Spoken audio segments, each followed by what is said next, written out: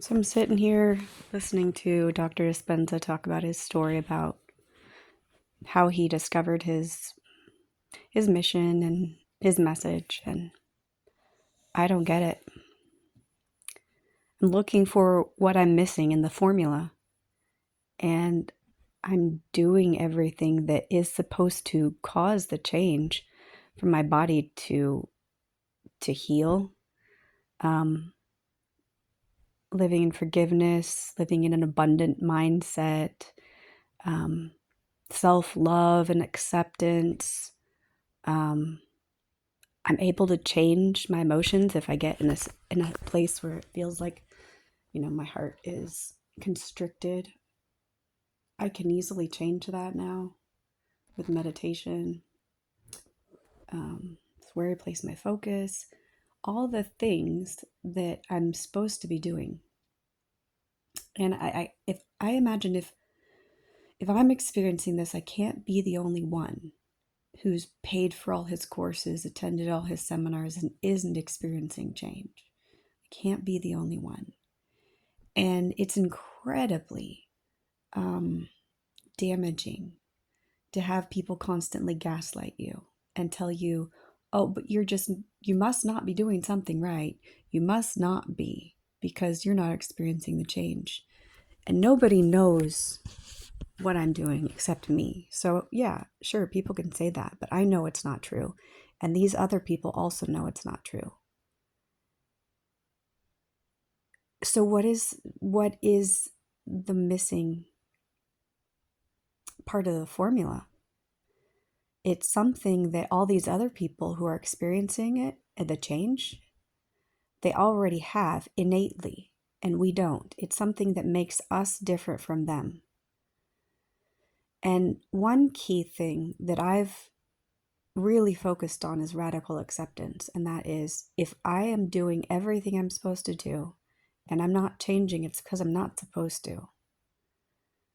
And it's the only thing that helps reduce that anxiety, because it creates a lot of anxiety when people are telling you, oh, it's your fault that you're still sick. And you know that you're doing everything that they're telling you to do. You're getting gaslit. It's an emotionally abusive relationship with the self-help community. And radical acceptance is believing that source, God, higher power, your higher self, whatever universe, whatever you believe in, although all of those things are not equal. That's what I'm trying to combat in my book, is the idea that everything that exists, all consciousness that exists, is you ultimately, and that you are ultimately in control. That is the lie that creates anxiety. Because if you can't recognize a higher power than yourself that is in control, and when you're not, then you can screw it up. Then you can mess up your destiny. Then you can make mistakes. And it all depends on you. And that is too much stress for anyone, to hold the weight of the entire universe on their shoulders and say, I can change destiny. If you really can't, and if your reality is, no, I can't, there are some things that I can't change no matter how hard I try and how perfectly I follow the formula. This is the lesson, the lesson that I'm supposed to learn really, really well, and I'm supposed to teach, that we do not control the universe. We are the universe, but source is outside of the universe, and it is ultimately in control of the entire timing and destiny of everything. I can't control if I'm going to die tomorrow.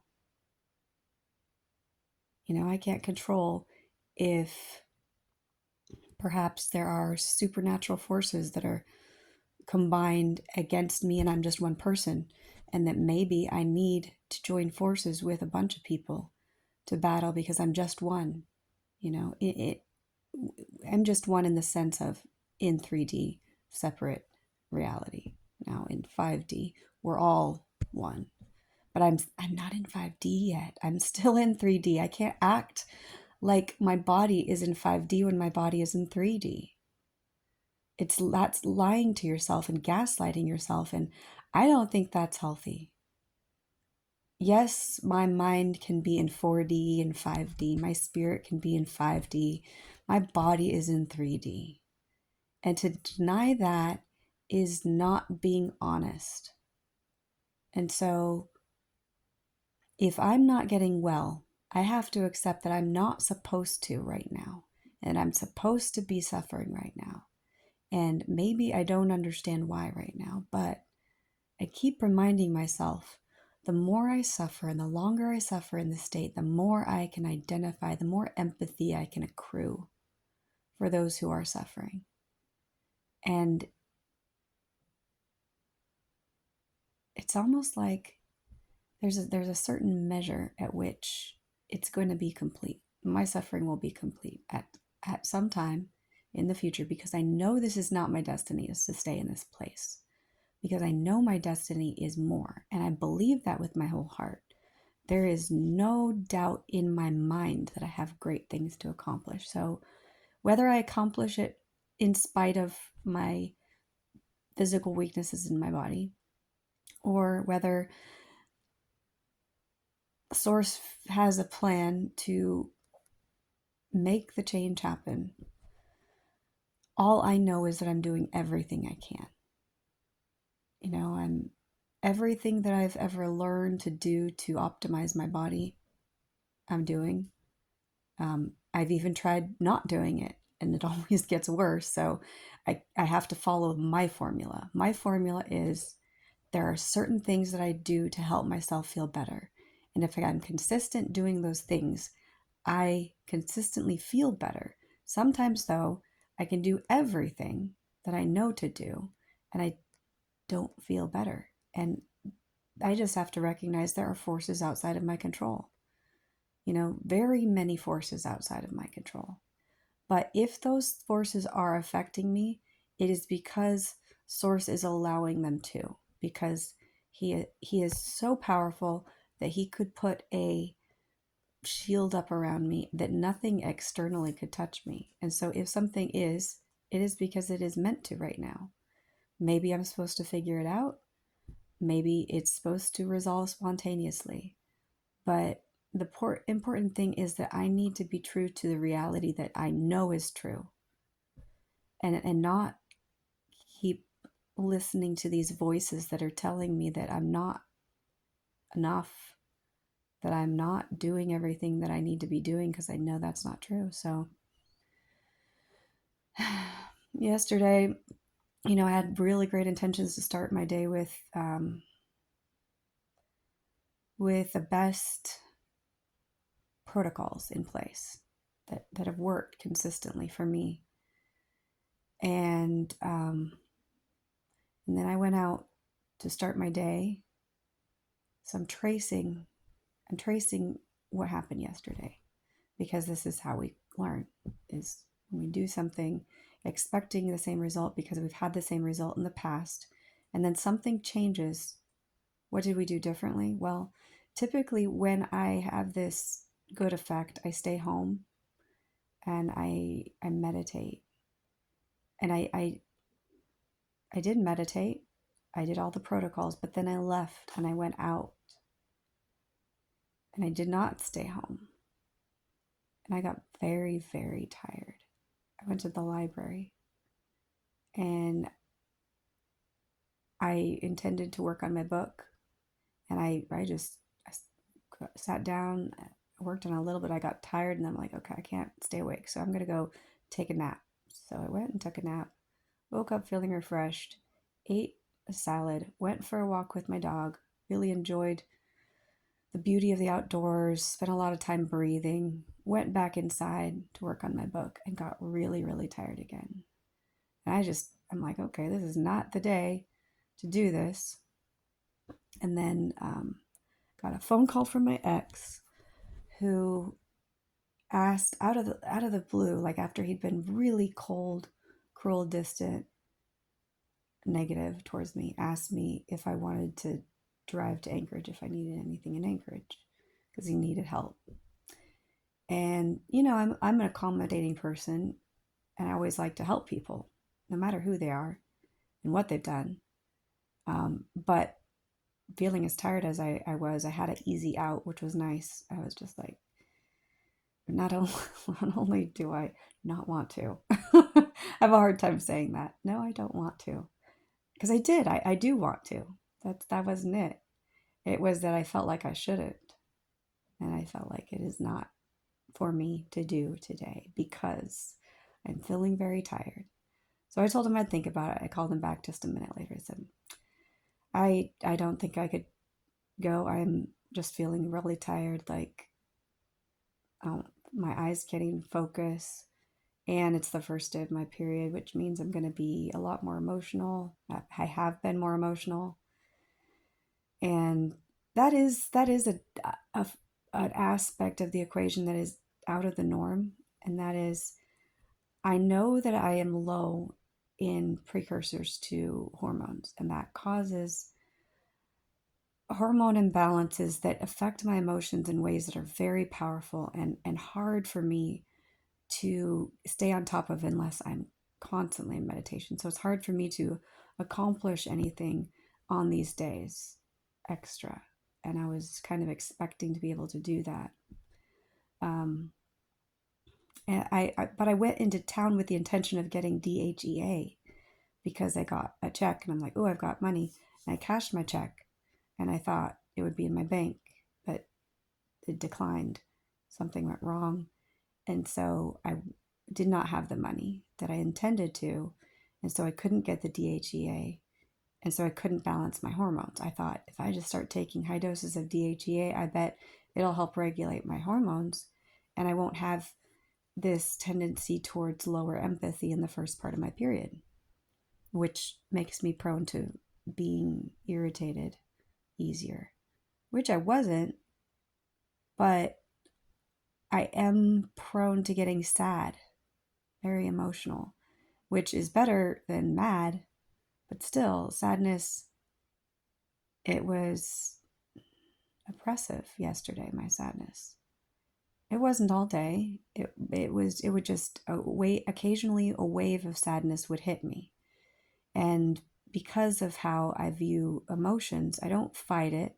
I let myself feel that, but I don't let myself wallow in it. I quickly accept it and then, recognize why I'm feeling that way. It's just a hormonal response. It's just my body having a spasm of molecules of emotions going through my body. So I don't need to keep feeling it. I don't need to keep looking for an excuse to feel it because there's no reason. It's random. These are just molecules randomly firing. And so I can let that feeling pass and move along with my day.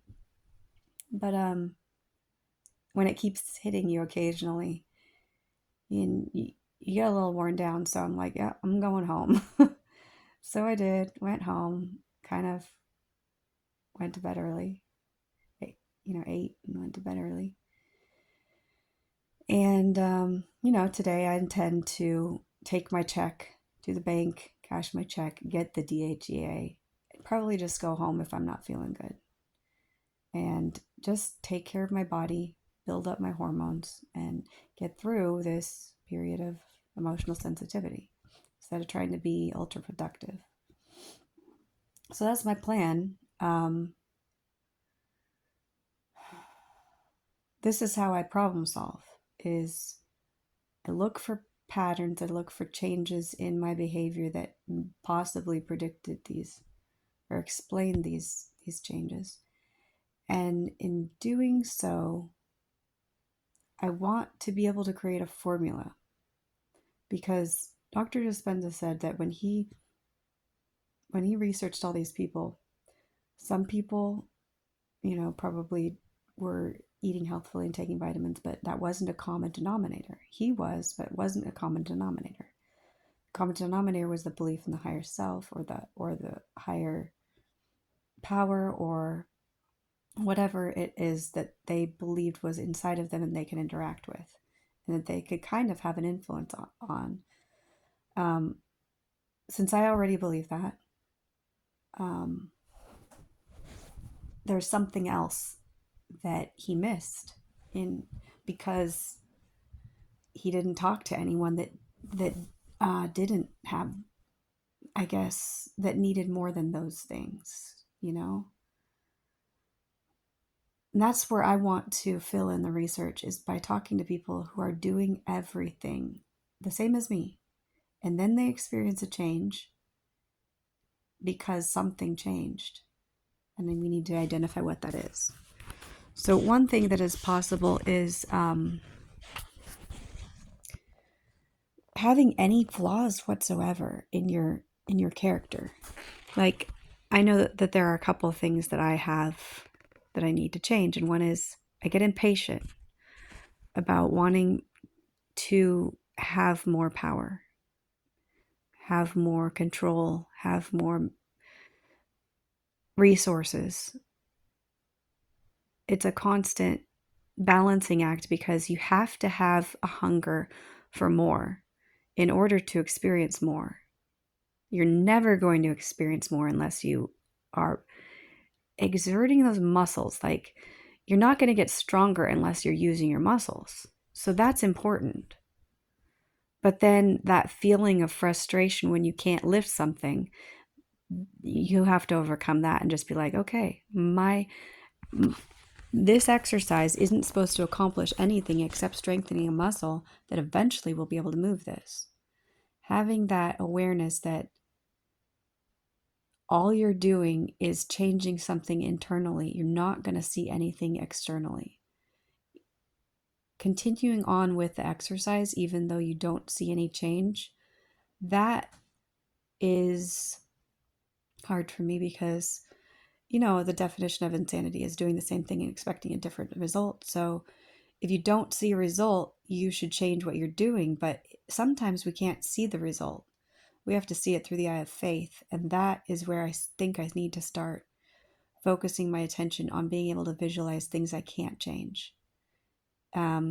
Because they are happening very slowly but surely.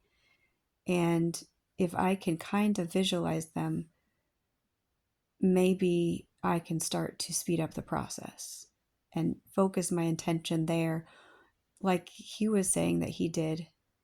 And maybe that's something he does in his course that I haven't understood yet, because I haven't had the money to pay for his courses. But I'll try to listen to the rest of his talk with an open mind, because there might be something that I've been missing. And being able to visualize the internal process of healing, it is something I've done, but it's not something I've done consistently every day. And it hasn't been something I've committed to do for long periods of time. But maybe, see, this is the impression I got today. So I keep hearing these stories of people who've just had spontaneous healings. And I've always wanted that, because it's just so comforting knowing that there's someone out there in the universe that has ultimate power, that has your back, and like, here's proof. But honestly, I don't need proof. I have faith. And that has been my mission in life, to break down barriers on faith alone without evidence, and just to strengthen that faith so that it's a massive muscle. And maybe I have more faith than most people, and that is why, is because I have been asked to do very difficult things. And so this morning I just, I was thinking, like, waiting for the outpouring of the Holy Spirit to, to heal me and all that kind of stuff. And I don't know, the impression was that you have to do it yourself. Just like you've done everything yourself, you have to do this yourself too, because you need to find that missing link in the formula so that you can figure out how to optimize it and help people who are having a difficult time. Because maybe not everyone is going to heal themselves in 7 days of meditation. Maybe some people need longer. But again, I just need to understand the missing ingredients in the formula, the missing elements.